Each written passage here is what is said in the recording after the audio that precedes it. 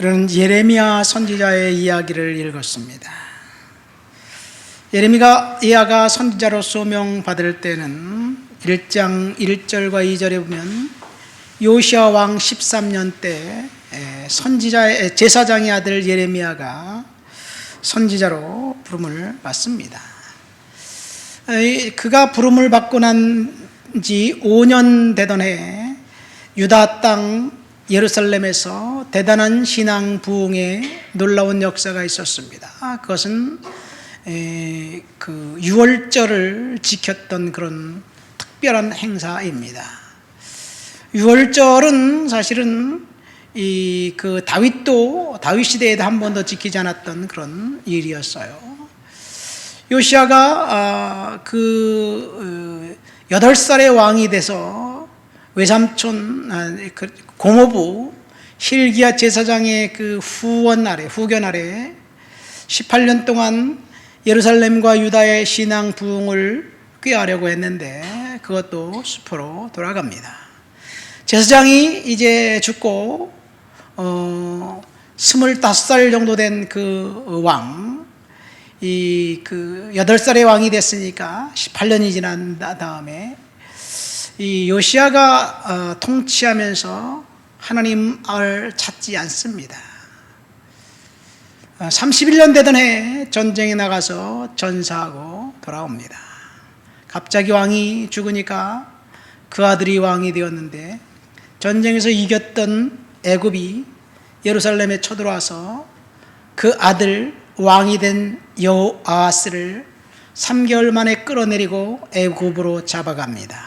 그리고 그 동생을 왕으로 삼습니다. 그러니까 지금 유다에는 애굽 바로 왕이 세운 꼭두각시 왕이 유다를 통치하고 있습니다.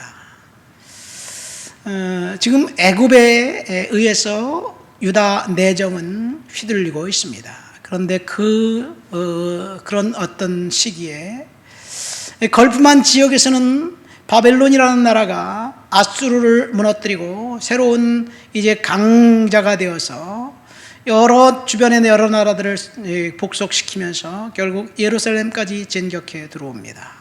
그러니까 예루살렘에는 애굽이 세운 왕이 통치하는 그 나라니까 애굽 조정에는 유다 조정에는 애굽파들이 득세합니다. 근데 바벨론이 들어와 가지고 바벨론파가 생긴 거예요. 그러니까 우리나라 조선시대 말 그 조선의 청나라 군대가 들어와서 주둔해 있고 일본이 주둔해 있고 그런 어떤 조선 땅에서 청일 전쟁이 일어나는 그런 것과 비슷한 상황이 됩니다. 그런데 왕은 애굽파지만 정치적으로 볼 때는 바벨론이 이기고 있어요. 그런데 유다 백성들은 하나님을 믿는 믿음을 가지고 하나님께서 자신들을 끝까지 돌봐줄 것이라고 그렇게 생각합니다. 어쨌든 오늘 우리가 읽은 본문은 그런 역사의 소용돌이 속에서 그 애굽파와 이 바벨론파가 싸우는 와중에 바벨론이 일방적으로 이깁니다. 그래서 바벨론에서 포로를 대거 잡아가는데 이때 끌려간 사람이 다니엘입니다. 그리고 두 번째 7년 정도 후에 또 두 번째 포로를 끌려가요. 이때 끌려간 사람들이 에스겔입니다. 여전히 유다에서는 애굽파와 바벨론파가 싸우고 있습니다. 애굽파가 바벨론파를 정치적으로 이겨요. 예레미야 선지자는 그런 역사의 소용돌이 속에서 바벨론파에 속한 사람처럼 보입니다. 왜냐하면 바벨론에 항복해라 그렇게 메시지를 전하고 있으니까 말입니다. 이런 와중에 오늘 우리가 읽은 본문 말씀을 보면 32장 1절에 시드기야 왕 제10년에 일어났던 이야기예요. 그리고 시드기야는 유다의 마지막 왕이고 11년 되던 해에 유다가 완전히 멸망당합니다. 그러니까 1년 후면 유다는 멸망당할 거예요. 그런 역사의 소용돌이 속에서 예레미야의 메시지는 유다에게 항복해라, 그래야 우리가 살 길이다, 그런 이야기를 합니다. 그런데 유다에 항복하라는 그 메시지를 첫 번째 유다의 조정과 정치인들은 듣기 싫어했습니다. 왜냐하면 그들은 대부분 애굽파였기 때문에 그렇습니다. 그리고 예루살렘에 있는 일반 백성들도 그 목소리를 듣기 싫어했습니다. 왜냐하면 그 메시지는 매국노처럼 보였기 때문입니다. 그렇죠. 조선 시대 말에 일본에 항복해야 된다고 막 이야기를 하면 국민들의 감정이 어떻겠어요? 저 매국노 아닌가? 아마 이렇게 치부할 거예요. 어쨌든 바벨론에 항복해라, 그러면서 하나님께서 우리가 믿음을 지키지 않고 하나님을 멸시했기 때문에 멸망당하지만 하나님은 70년이 지나면 다시 이 땅으로 회복하게 해주실 것이다 라고 70년을 못 박아서 이야기합니다.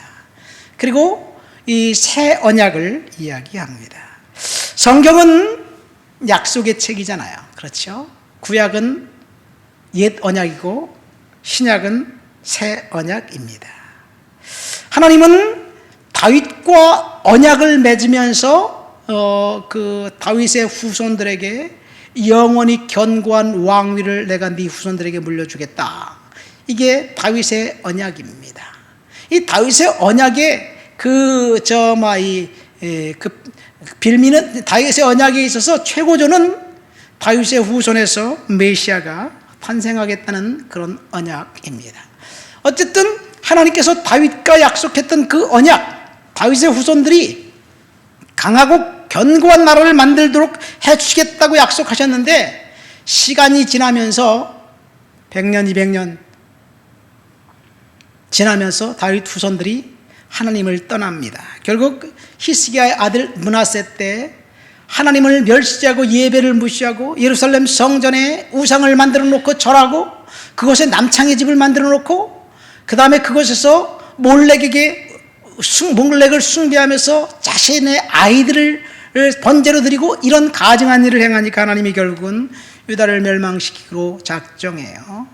그것이 지금부터 오늘 우리가 읽었던 히스기야 그 예레미야 선지자의 메시지를 전했던 그로부터 150년 전 이사야의 메시지입니다. 이사야의 메시지 역시 하나님 앞에 돌아와라, 그렇지 않으면 멸망당할 것이고 바벨론의 포로가 될 것인데 70년 만에 회복할 것이다, 그런 이야기를 합니다. 그때는 바벨론이라는 말은 없습니다. 어쨌든 포로와 귀환을 약속합니다. 하나님은 언제나 약속에 신실했고 언제나 하나님은 하나님을 찾고 기도하는 사람들에게 복을 주셨고 함께 하셨습니다.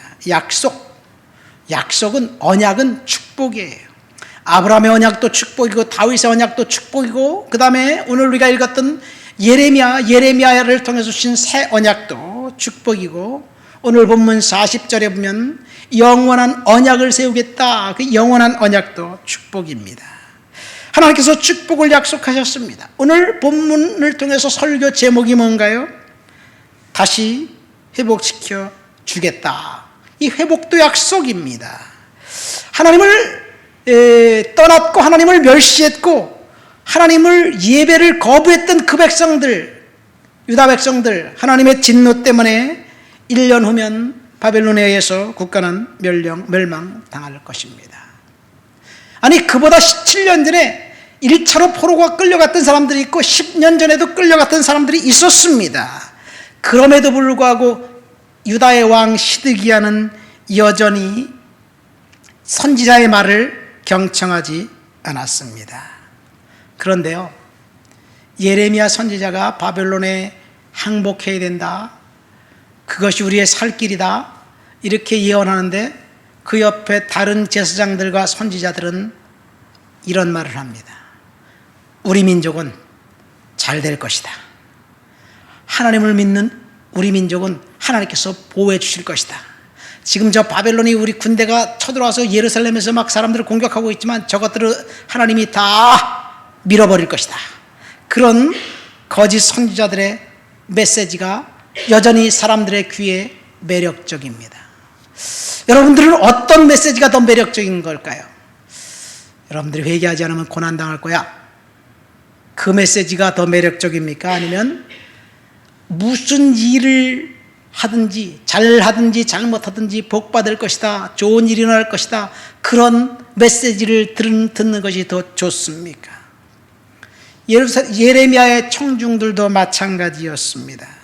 그래서 예레미야는 시위대 뜰에 갇히고 물 없는 웅덩이에 넣어서 굶겨 죽이려고 했고, 그리고 예언하지 말아라, 죽여버리겠다, 살해 위협을 당했습니다. 왜 그러냐? 단 하나, 예레미야의 메시지는 청중들의 귀에 달콤한 메시지가 아니었기 때문이었습니다. 지금 어쩌면 우리 시대, 우리 사회도 비슷한 양상인 것 같습니다. 목회자가 죄를 지적하고 심판을 선포해야 할 때조차도 교회에서 성도들은 희망과 은혜와 축복의 메시지를 듣길 원합니다. 언약의 백성인 이스라엘은 하나님과의 약속을 신실하게 지키지 않았기 때문에, 불순종했기 때문에, 범죄했기 때문에 결국 하나님의 진노를 경험하게 될 것이고 심판을 받게 될 것입니다. 오늘 본문은 심판 있고 심판 후에 하나님이 회복시켜 주신다는 이야기예요. 심판을 건너뛰고 회복시켜 주겠다는 이야기는 아닙니다.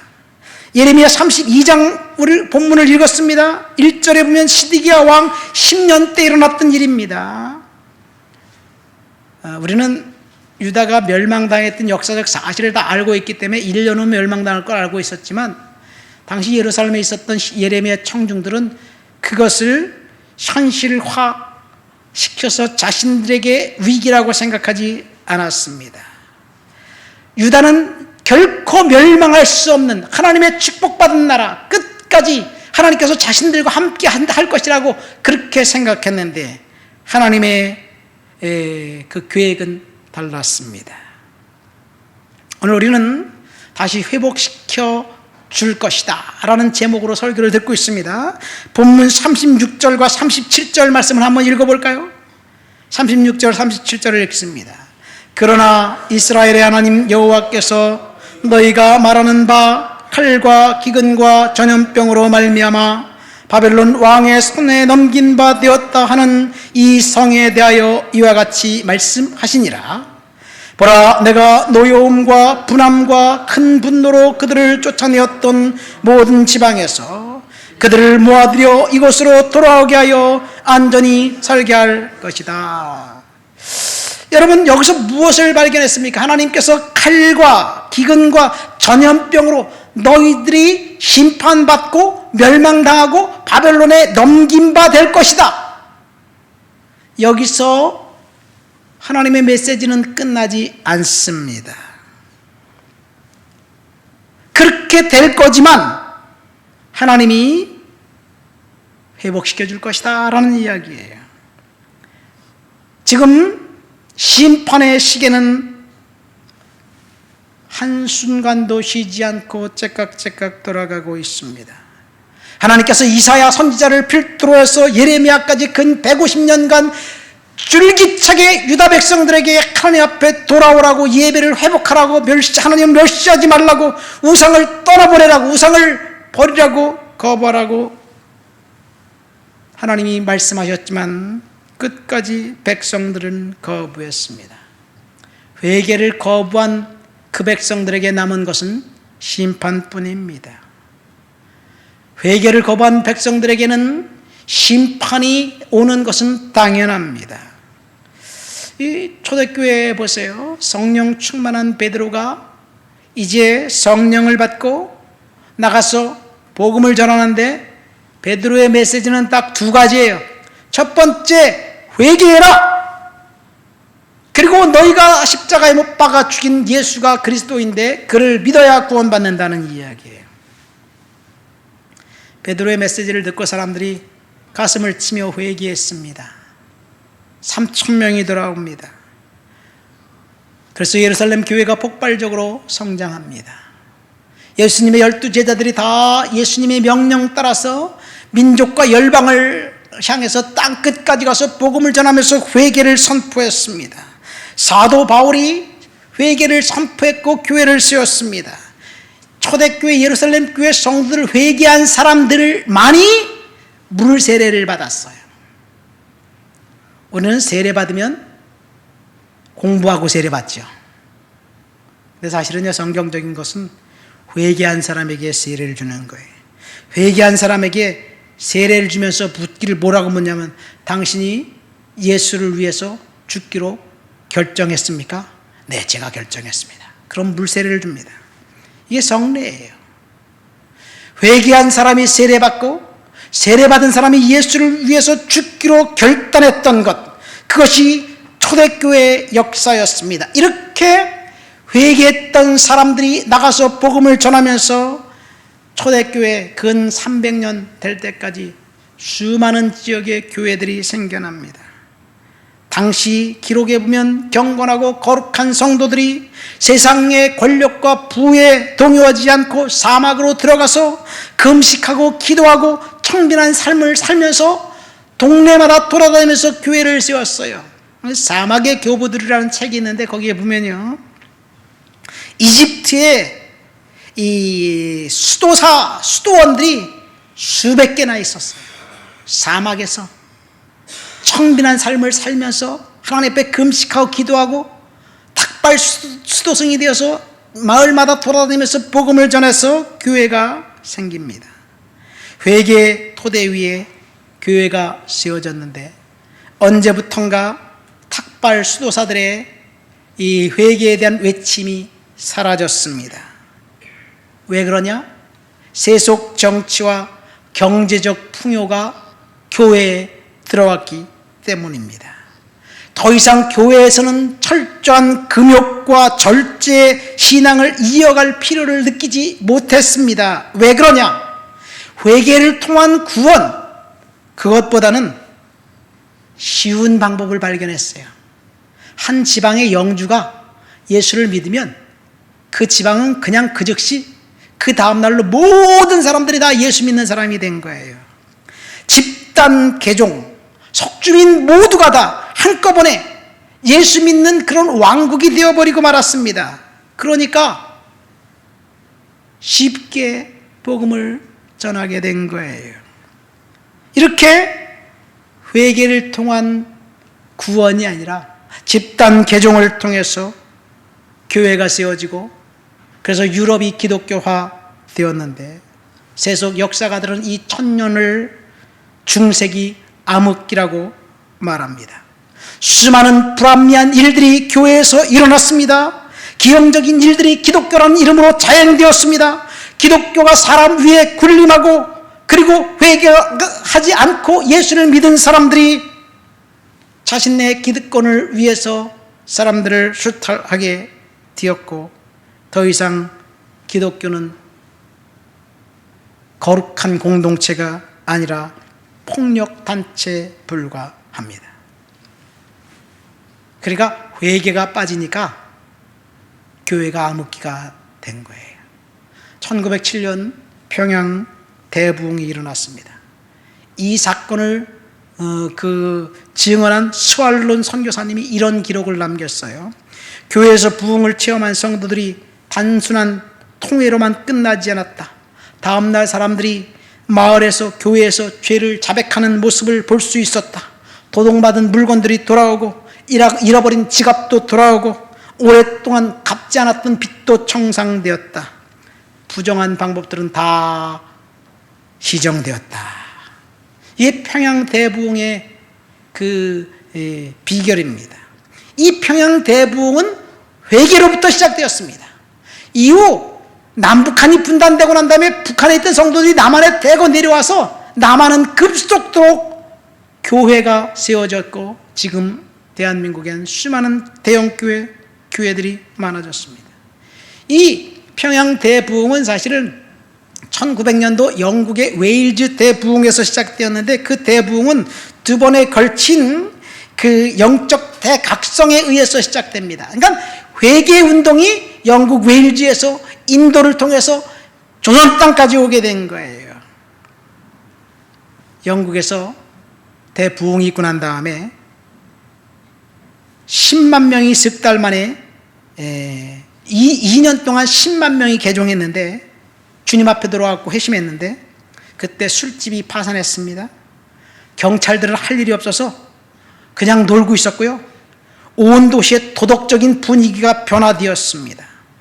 그 영적 대각성의 그 조화선으로 감리교회가 시작되었고, 그 다음에 구세군이 시작되었고, 윌리엄 캐리를 통해서 선교사를 파송하기 시작했습니다.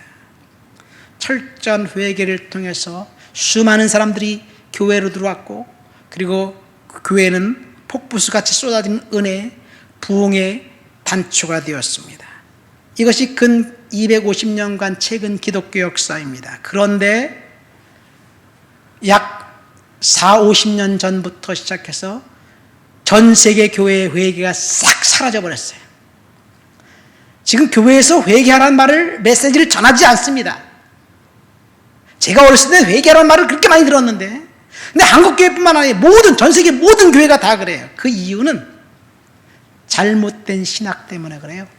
웰스 티올로지, 부의 신학이라는 신학이 생겼습니다. 그건 뭐냐면, 예수 믿으면 부자 되고, 예수 믿으면 축복받고, 예수 믿으면 병 고치고, 예수 믿으면 성공한다라는 긍정적인 마인드가 성경 신학과 접목해갖고 교회에 들어왔습니다. 그래서 요즘 성도들을 매료시키는 것은 축복, 치유, 성공입니다. 축복받은 설교, 치유가 없는 은사, 더 이상 사람들은 호응하지 않습니다. 경제적 풍요와 돈이 주는 편리함이 결국 회개를 잃어버리게 만들었고, 또다시 기독교는 암흑기가 오고 말 거예요. 지금 유다와 예루살렘의 거리에서는 칼과 기근으로가 전염병이 일상입니다. 바벨론의 군대가 들어와서 백성들을 이제 압제합니다. 이 상존하는 위험과 같이 섞여서 살고 있으면서 사람들은 위험을 위험이라고 느끼지 못해요.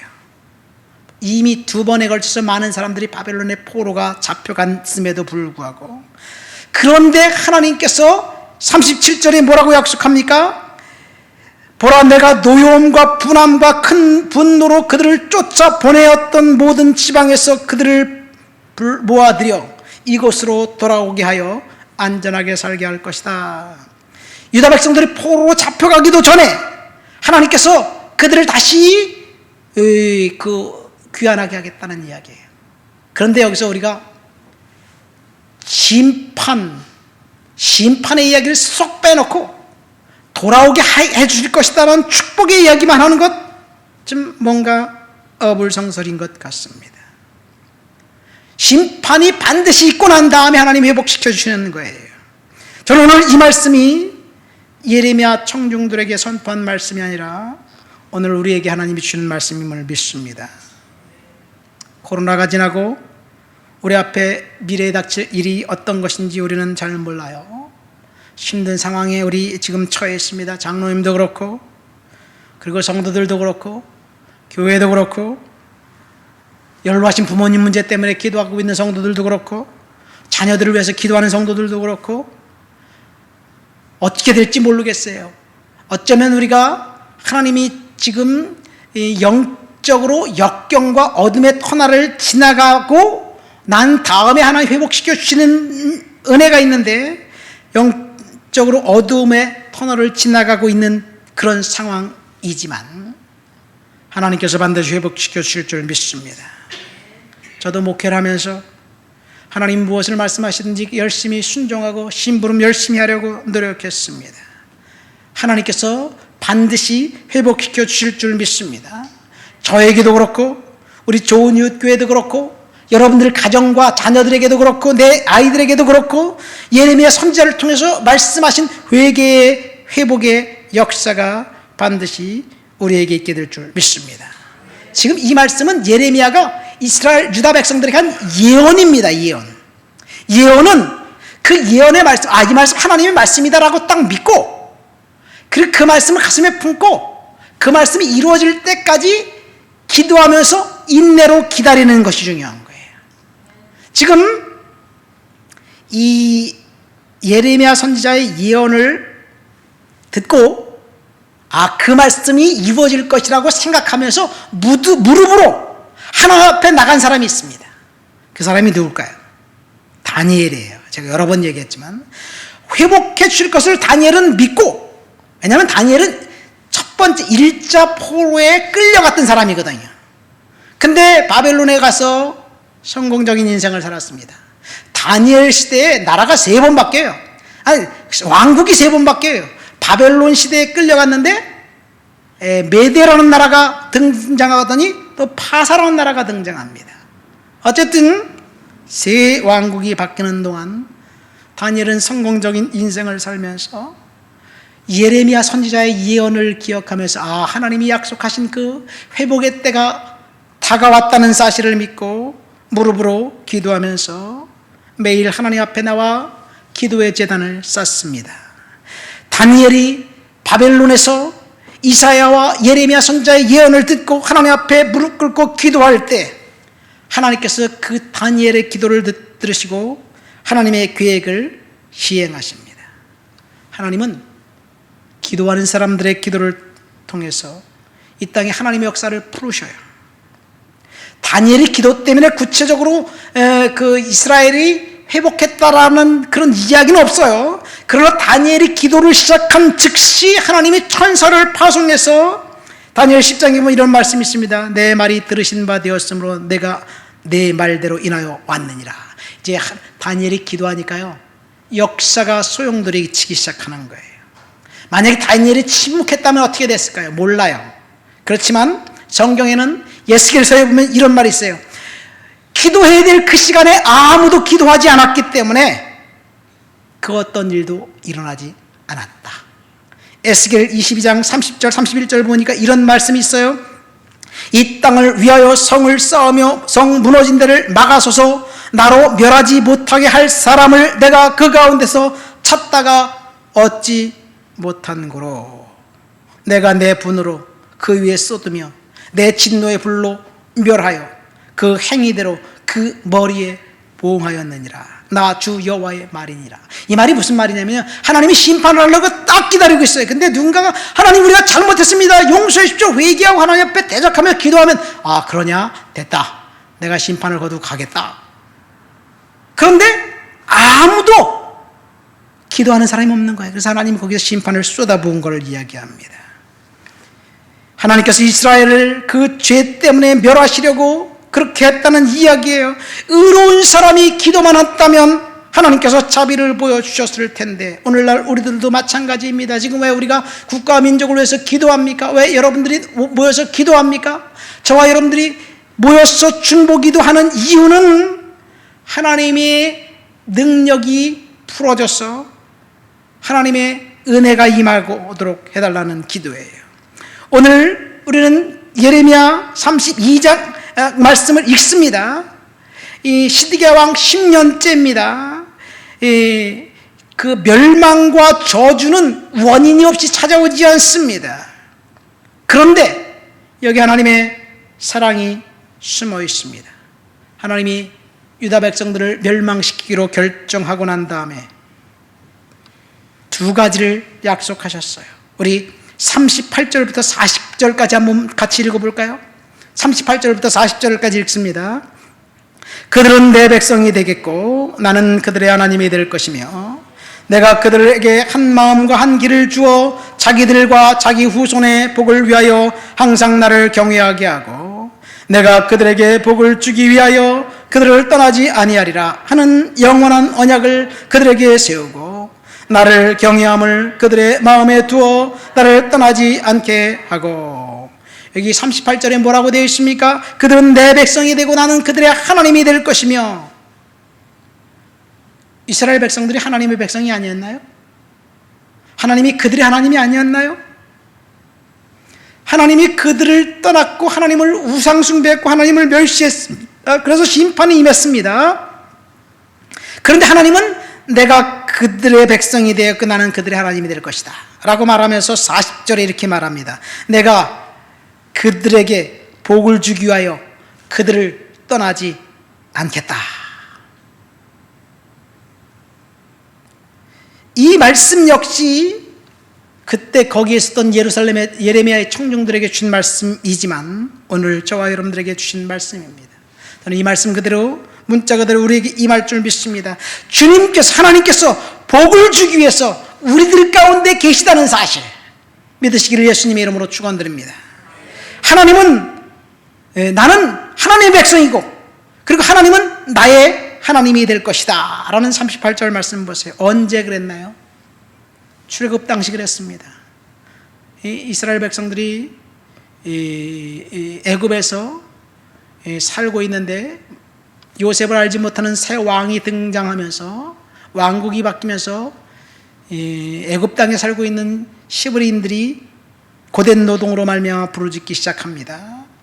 하나님이 그들의 소리를 들으셨습니다. 그리고 하나님께서 이렇게 말씀하십니다. 아브라함과 야곱, 이삭과 야곱을 통해 언약하신 그 언약을 기억하고 이스라엘 백성들을 기억하셨다 하는 이야기예요.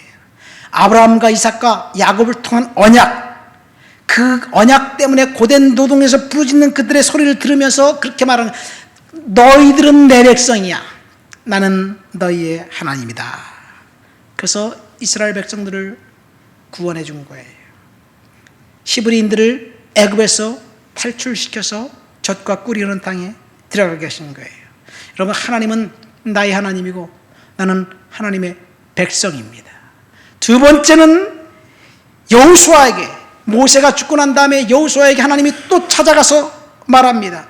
여호수아는 젖과 꿀이 흐르는 땅을 딱 눈앞에 두고 두려웠습니다. 왜냐하면 모세가 죽었기 때문에. 근데 여호수아에게 하나님이 나타나서 이렇게 말합니다. 두려워하지 말아라. 이 땅을 너와 내 백성에게 내가 이미 주었다. 내가 모세와 함께 했던 것처럼 너와 또 함께 할 것이다. 강하고 담대하라. 어디를 가든지 형통할 것이다. 근데 딱 한 가지만 기억할래? 율법책을 기억하고 그 말씀 가운데서 너희들은 떠나지 말고 그 말씀대로 살아라. 그러면 형통할 것이다. 이것이 모세를 통해서 하나님께서 주신 언약입니다. 오늘 우리가 예레미야 32장 말씀 역시 하나님이 주신 새 언약을 40절에서는 영원한 언약으로 바꿔서 부르십니다.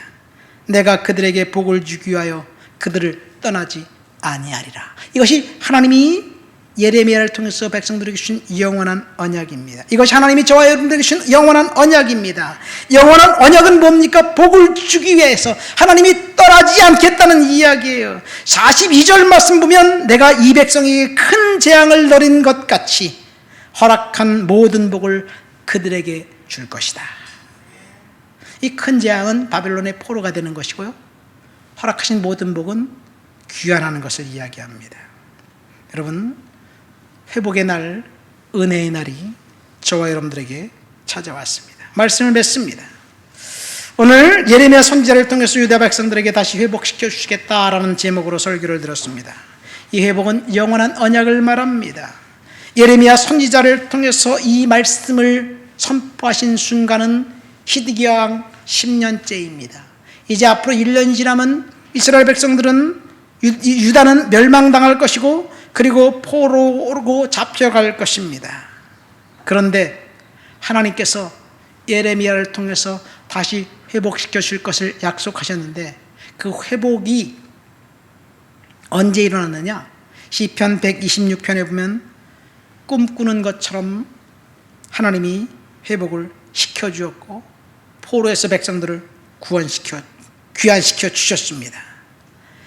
기도하는 다니엘의 기도를 통해서 백성들을 이제 바벨론에서 이 예루살렘으로 귀환시킨 거예요. 그런데 여기에 숨은 반전이 두 개가 들어있습니다. 첫 번째, 바사왕 고레스가 뜬금없이 이렇게 말합니다. 이스라엘 하나님은 참 신이신지라. 너희 중에 그의 백성된 자는 다 유다 예루살렘으로 올라가서 이스라엘 하나님 여호와의 성전을 건축하라. 누가 그런 말을 했다고요? 고레스가, 바사왕 고레스가, 이 바사는 페르시아예요. 페르시아 왕 고레스가 칙령을 내서 야 유다 백성들 다 돌아가라. 그리고 돌아가는데 그냥 돌아가지 말고 가서 성전을 건축해라. 내가 돈과 모든 걸 다 주겠다 하는 이야기예요. 여러분, 사실 포로로 되어 잡혀갈 때, 유다가 멸망할 때 예루살렘 성전이 완전히 무너졌어요. 그들은 돌아오면 성전을 건축해야만 합니다. 그런데 하나님께서 바사왕 고레스를 통해서 성전 건축의 일을 시작하십니다. 이것이 첫 번째 반전입니다. 완전한 반전이에요. 그래서 그들은 성전을 건축하잖아요. 물론 방해가 있어서 20년 후에 이제 완성합니다만은 이 성전이 스룹바벨 성전이라고 그래요. 두 번째 반전은 70년을 하나님이 약속하셨는데 사실 유다가 멸망당하고 난 다음에 48년 만에 돌아왔습니다.